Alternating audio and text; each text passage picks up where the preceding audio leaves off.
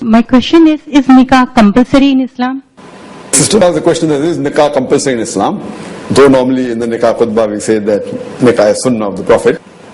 But since the commandment of Allah subhanahu wa ta'ala in Surah Nisa, chapter 4, number 3, that marry women of your choice.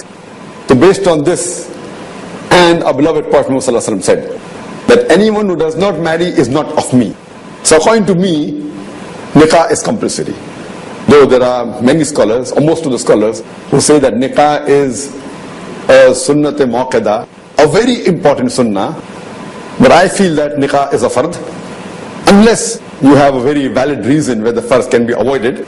Otherwise, generally, like how pork is haram, but if you're dying of hunger and pork is the only thing that can save you, for that time it becomes permissible.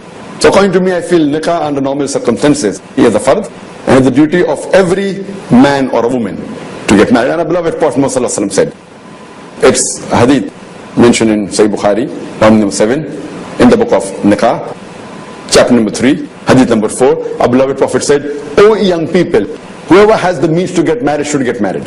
That means it's a commandment of the Prophet. So based on this hadith and the other hadith that whoever does not marry is not of me, based on this hadith I consider that Nikah to be a fard. It is a fard on every man and woman. Hope that answers the question.